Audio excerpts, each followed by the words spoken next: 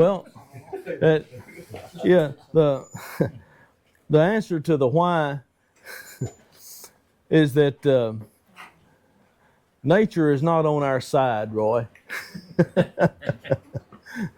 we Nature sees us as an antagonist and tries to thwart us at every step. So when you manage to feel like you have defeated nature, do a little happy dance, because your comeuppance is on its way. You know, that's right. Nature will get you back. I don't know why that I pollinated watermelons for a guy down at Paris a few years ago, and he said, "Here's where I want you to set the bees." And I said, "Well, you may want me to set them there, but Jerry, it's not where they need to be." And, well, it's in the watermelon field. I said, "I know it is, but if you put bees here, they're not going to pollinate these melons right in front of them." "Well, why not? Are they blind?" I said, they're not really blind, but I don't know why, Jerry. Well, I eventually set a pallet of bees right there, but then I told him, I said, "I'm going to set some of these other bees around." I said, "I'm not going to charge you for these other hives, but if I set bees here, your melons right here in front of them are going to be not sellable. So I want to set another pallet over here, and I'm not even going to charge you for them." And the next time I was down there, he said, "You know, you're right." He said, "I never knew bees were so stupid. They can't find this right in front of them." He said, "I'm seeing bees there, but they're not coming out of these hives." He said, they're coming from somewhere, and they're coming. He said they're coming way around, and that's how bees do. You got it. You know, a deer, if you leave a patch of corn standing, early in the fall, they'll walk around it and they'll leave it. They'll eat the backside of it. Well, no, they'll leave it until winter, so they know they've got some food for later. So that could be the same thing that honeybee's doing. He's saving this patch. Just my thought. On the deer theory, it matters on what kind it is. You can plant 12 rows of one and 12 rows of another, and when it starts tossing, they'll walk down there and they'll eat every tossel out of these 12 rows here, and they won't touch you. It's variety. That's all it is. So they'll forage up to 7 miles. Yeah. The bees that are here, when you guys get in hives out here this afternoon, watch how many bees are bringing in pollen, and look at the pollen. The pollen is all exactly alike. It's a yellowish colored, kind of a light yellowish, maybe a little gray tint to it. That's canola pollen. It's all exactly alike. And I know it's canola pollen because nothing else is blooming in the amount that every single bee is going to have that pollen on it. And the nearest canola field to here is about 4 miles. That's how far they're going to get that. And the bees that are bringing in pollen, bees don't forage just to get pollen to eat pollen. They forage, the nectar is what brings them to the bloom. They get pollen on them, they groom the pollen off, and they mix the nectar with it, stick it to their legs, and bring it back. And they become pollen foragers just because they can't fly with any more weight. They can't take in more nectar and fly with any more weight. So they become pollen foragers, but they're still going there primarily for the nectar. That's what draws them, that's the hook that draws them in to get the pollen. And with canola, they're going there, and all of them are obviously getting covered up with pollen and bringing it back. The hive I was in back here that we're going to make a cell builder out of, it was moving pretty fast toward becoming pollen bound. There's so much pollen. The cells that were emerging as adult bees were being backfilled with pollen. So, you know, it's I'm gonna have to trade some frames around in it just to keep the queen having a place to lay. How many acres of clover do you think it'd take for, say, 40 or 50 hives? 40 or 50 hives, about 60. About 1¼ acres, 1¼ to 1½ acres per hive with clover. You're not gonna make 10 supers of honey per hive. You're gonna make about 2. Yeah. Canola, if you're gonna make honey with canola, it's one hive per acre to make honey with it, and you'll make 2 supers of honey, 1 hive per acre. Back about 8 years ago, I put about 100 acres in WRP, and it's all in trees. Yeah. Will that be a good place for? Will there be? I mean, trees now are getting 15, 20 foot high. What kind of trees? Mostly hardwood, but I have all types of oak, and you have just mostly all Kentucky. You got tulip poplar, you got, but it's in the bottoms, and I want it all mostly hardwoods, and it's probably 90% hardwood. Well, tulip poplar will produce some honey. The oaks will. Red oak, bees work red oak mostly for pollen, but there's a little bit of nectar in red oak too, and it's one of the early sources too. You don't think about it. You don't look at a red oak as being a honey plant or having bees in it, but if you pay attention, you'll notice early in the year when it first starts budding out, they work those buds that hadn't really opened yet. Well, I also have about 15 acres of food lots that I keep in some type of wild grass or clover, and got 10 acres of water on it. Most of the white clovers produce nectar, most of them. Some of them more than others. The red clovers, they produce nectar, but honeybees can't reach it. Crimson clover, they can, but crimson clover is not really a true clover. And crimson clover bees, honeybees can produce honey off of that. If you've ever had pure crimson clover honey, you'll want to make sure that the bees eat that, to make more bees. It's pure crimson clover honey. It has a particular flavor to it, and like black licorice, if you like it, you'll like it. If you don't like it, you'll despise it. But honeybees do work that. They don't work the kindling red or the larger red clovers as much unless you have a big population of bumblebees. If you have a big bumblebee population, they will chew the florets in the red clover, the ball clover, and honeybees will work those blooms then where the bumblebees have chewed holes in the florets. Well, then, like I say, there's about 150 acres over there, and I have about 15 to 20 acres of CRP. Yeah. And it's maybe grass is already wildflower mostly, Yeah. but it's about to die out. But I was just wondering what would be good to put on it. Well, there are some perennial plants that bees work, but most of the things that bees work the best to make the most honey off of are annuals that have to reseed themselves. And vetch is a good thing. It's a good soil builder. Plus, it's a soil holder, and honeybees actually work that pretty well. They're attracted to it. Obviously, if they flew over my clover field going to it. But What about partridge peas? partridge peas are a good source. You'll almost never see a honeybee working the bloom of a partridge pea. And you'll think, well, this is a totally useless plant. On the stem. It's on the stem underneath the leaf bract. There's extra floral nectaries on partridge peas that keep producing even when the bloom's gone. So, I mean, partridge peas are a good nectar and pollen source. Mostly nectar with partridge peas. Very little pollen comes off of them. It's a good one because it just keeps coming back year after year. You don't have to do anything. Yeah, you can't kill it. You can't kill They'll work sweet corn, but for about 3 to 4 days. Yeah, it's a pretty quick. I think half-acre sweet corn just buzz with it. Can't walk through it for you. Yep. Do you do anything to keep the canola honey from crystallizing in the comb? Yeah, I extract it as soon as I get it back here. If it crystallizes in the comb, build you a little hot box of just some foam back styrofoam insulation.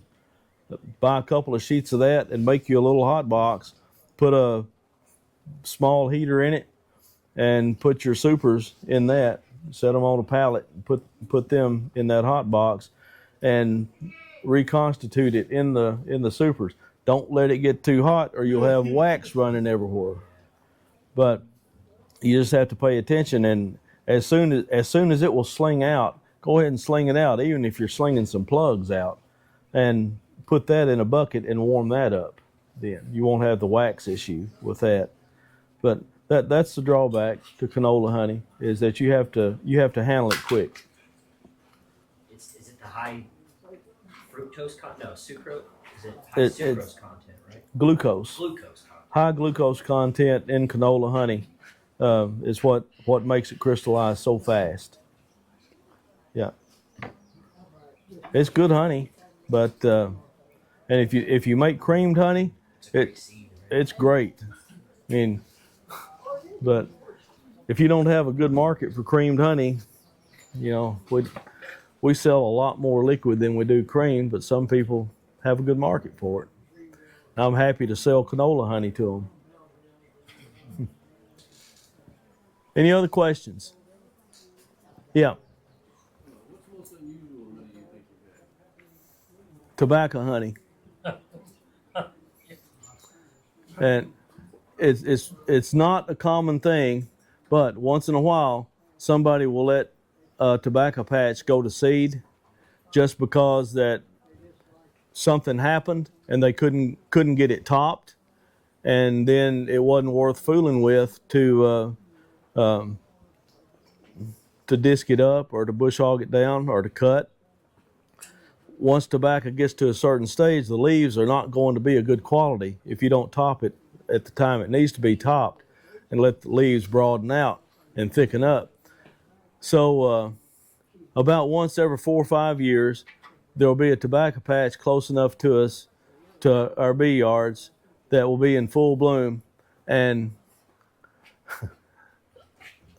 I hate to have to admit this, but it's actually one of the best honey crops that we have, because when it hits, because tobacco will stand in bloom from mid-July until a hard frost.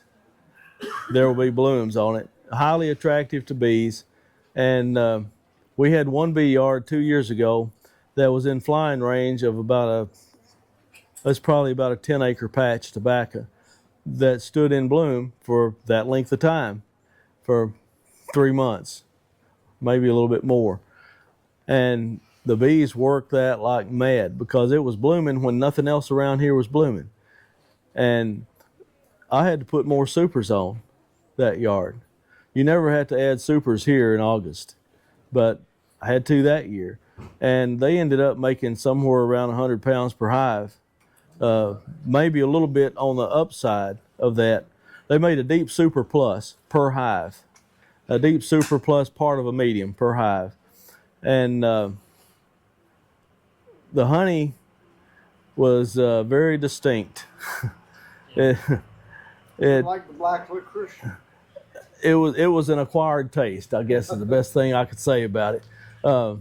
It tasted sweet when you first ate it, but then it had this weird aftertaste, and it would also kind of burn the inside of your lips, the tender part of your.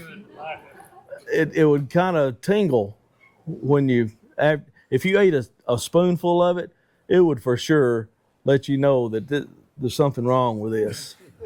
Your mouth is not supposed to feel like this when you're eating honey. But I kept some of it, well, I kept all of it, just as a novelty. And I'd give people jars of tobacco honey, and I would take jars to bee meetings and say, taste this. You know, when somebody hands you something to say, here, taste this, don't ever taste it. You know they're not handing that expecting you to say, boy, that's good. We tried that spotted lanternfly a couple years ago. It was good though, but it's because it wasn't foraging on the tree of, is it the tree of life, or what is it? The Tree of heaven. Tree of heaven. You said that it was foraging on something else. That's some of the best honey I've ever had. You gotta be- butterscotch flavored. It's called honeydew. Yeah. Yeah. It's Is the it droppings from the droppings lanternfly. from the spotted lanternfly? Yes. But I think the difference Kent said is what the spotted lanternfly was feeding on, right? Yeah. Yeah. Makes the honeydew when they- taste different. So Yeah. the honeybee, yeah. It's awful. Because at Navi I had it and it was disgusting. The spotted lanternfly off the tree of heaven, honey. Yeah. But then what he had in his house was delicious. I keep that jar in my house just to take to places that I know they're going to be talking down spotted lanternflies. You know, but whatever you do, you don't want spotted lanternfly honey. And I'm like, hey, you taste this. I confirm it. But I gave some tobacco honey to a couple from Nashville. They sell honey at these upscale stores, cigar stores, liquor stores, bourbon stores, things like that. And they have some partnerships with some of these companies. And the guy called me, and I was expecting to be laughing about how terrible it was and how everybody hated it. He said, "How much of that do you have?" And I said, "Well, I've probably got somewhere around 4,000 pounds of it." And he said, "What do you sell me that for?" I said, "Well, I like you better than that. You know, I don't want to." He said, "No." He said, "I think I can sell every bit of that as a premium honey." I said, "Who in their right mind would buy this?" And he said, "Every single bourbon shop and cigar shop that I've taken it to just can't get enough of it." I said, "You know, I think it was W.C. Fields that said there's a sucker born every minute." I sold every bit of it to him. I sold 6 drums of tobacco honey to that guy, and I felt bad about it. And he made out like a bandit. He was taking it and getting his money times 4 out of it. He said, he told me, he said, I'm having a guilt trip on a bad conscience about this, that I'm making so much money off this honey, and you just basically gave it to me. I said, "I didn't give it to you. I sold it for the same price I'd sell good honey for, and that was not good honey." And he said, "No, I'm quadrupling my money on this." He said, I feel like I need to give you some of it." And I told him, I said, "Well, no, you're not giving me any money for that, because that'll make me want to look up some tobacco patches, you know, try to put bees next to them and talk the guy into not topping it next year. But anymore, you can grow as much tobacco as you want to. You just don't have a market for it. So, I mean, worst comes to worst, I could set this whole farm in tobacco. Would probably make money off of it, There you go. as long as these fools were still buying it. But that's the most unusual honey that I ever made. I had bees in Florida a couple of years, and they made pepper honey off Brazilian pepper trees. And Brazilian peppers are not peppers like a bell pepper or a jalapeno. They're trees that grow 25, 30 feet tall, and has a glossy leaf. And if you crush that leaf and touch it to your tongue, you'll know why it's a Brazilian pepper tree that's hot. And they bloom, real heavy bloom in September. And bees make a lot of honey on them. And that's a unique honey too. Brazilian pepper honey has a little bit of the same characteristic of tobacco honey, because it will tingle your lips and tongue when you eat it. And it has a sweet front flavor, and then a really nasty back flavor. Almond honey has a sweet front flavor and a bitter back taste. And we make some almond honey every year, but we leave that on the hives for the bees to eat, building up, because we don't want to have to sell it and listen to everybody griping about it. red vine honey is a unique honey. We make some of that every year on the river. Red vine honey has a heavy cherry flavor. Wild cucumber honey has a slight mint taste to it. And I had bees in Canada for 4 years in northern Ontario, 250 miles north of Lake Superior, and for 4 years. And they made fireweed honey up there. And fireweed honey is really good. And it's kind of a yellowish green flavor, or not flavor, yellowish green color, and pretty clear. I mean, it's a little bit darker than locust honey, but with a little slight greenish tint to it, and it has a vanilla kind of flavor. And then we just have regular old honey that is a little bit of everything. It's actually the best honey that we make, I think, where it's all just kind of homogenized in the hive by the bees. But planting stuff for bees, it's better to find somebody that's already planting things that your bees are going to work, because you don't want to dedicate enough acreage to plant an attractive crop for bees. It's just going to, well, it's going to make you realize that that's not a good thing to do. Money. You're going to lose money on it. Well, you're maybe not lose money, but you're going to see that you could have made a lot more money going in this direction than you did trying to plant for your bees. I plant a lot of stuff, but I just like them. And I've read lots and lots of beekeeping literature, and I really like reading the old literature. And one thing was about plants, honey plants, and what you can plant to make a lot of honey. And it was talking about how great of a honey plant that anise was, and hyssop. Anise hyssop was the name of the plant. And it said that it was some ludicrous amount. It's like 10,000 pounds per acre of honey that you could make off anise. And I was like, I'm not sure about this.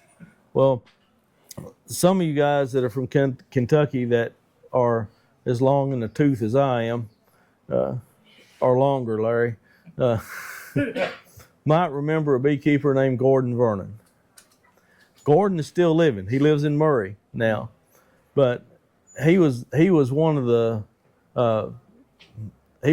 stars of Kentucky beekeeping, queen breeding, queen rearing.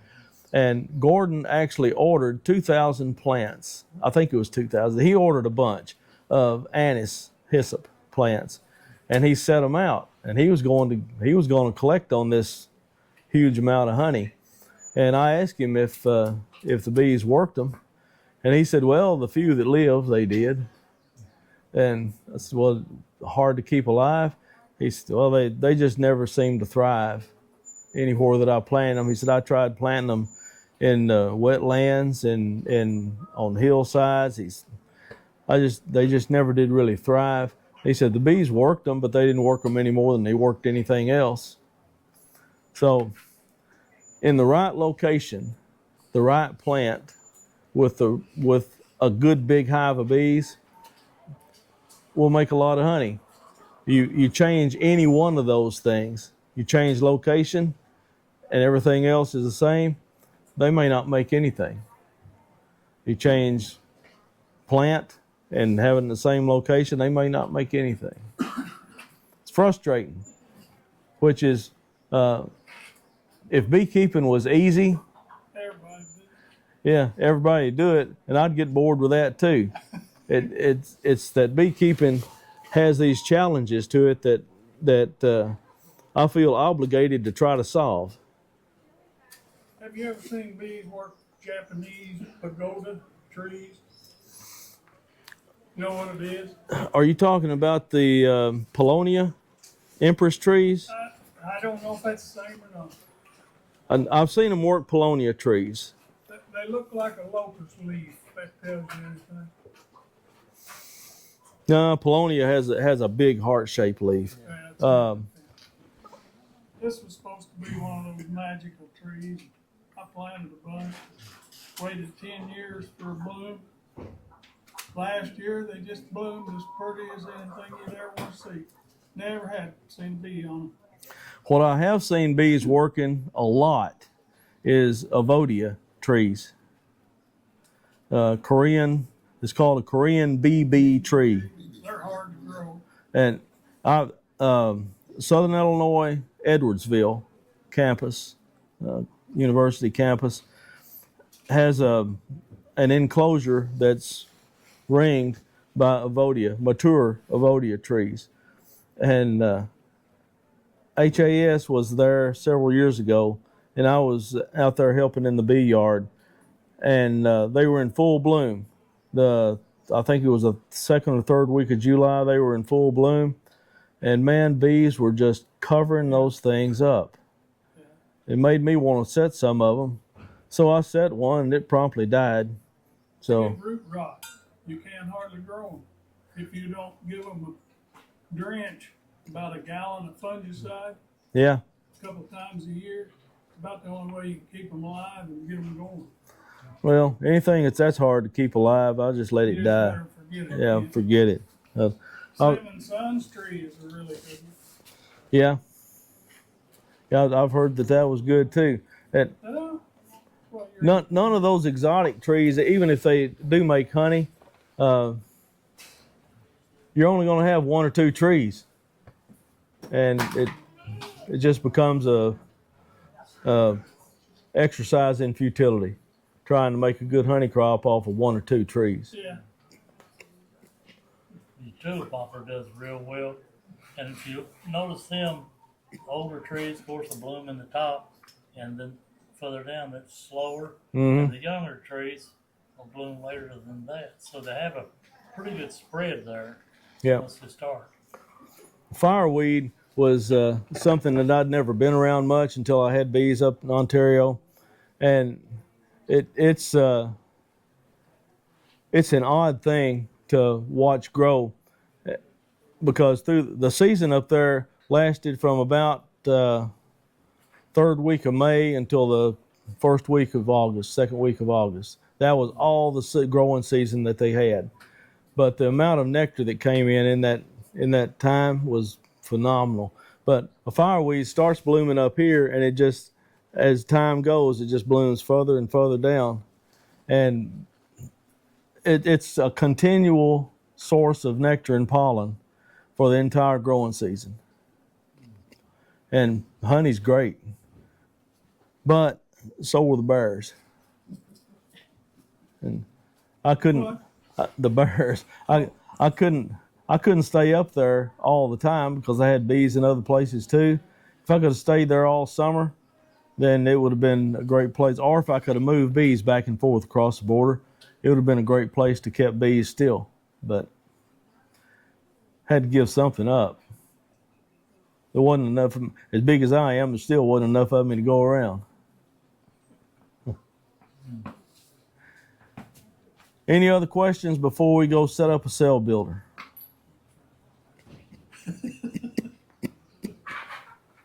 Put about 220 on the hot water, you probably would have kept your eyes. Well, I had a good hot fencer, and you would take soda pop cans and cut a tab out on them. You make a cup down here about rim about like that, and cut a tab out that you would fold around that hot wire and pour that full of bacon grease.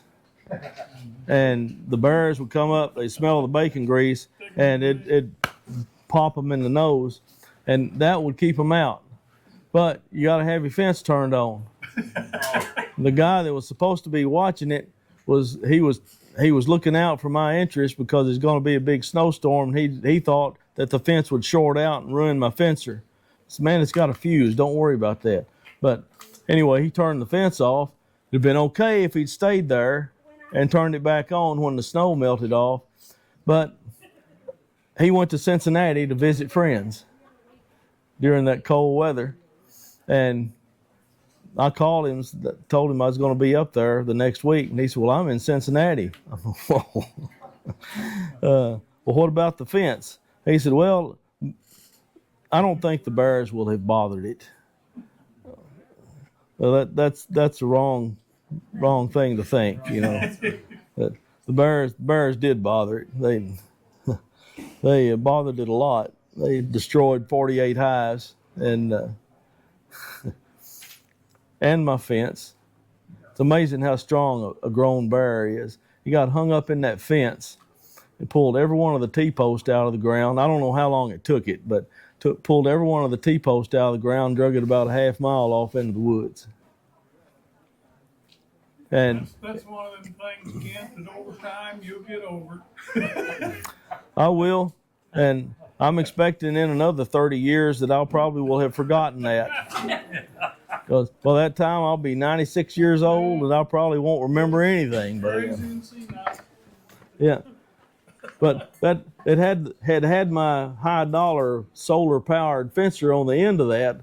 Well, I wasn't going to leave that in the woods in Canada, so I went out there and retrieved it. He got hung up in the brush pile and finally got loose from the fence. The guy that was with me, he wouldn't go out there with me, and They're smarter. he said, "What would you have done if the bear had still been hung up in that fence?" And I said, "Man, by the time I got out there, I was so mad I'd have killed him with a pocket knife."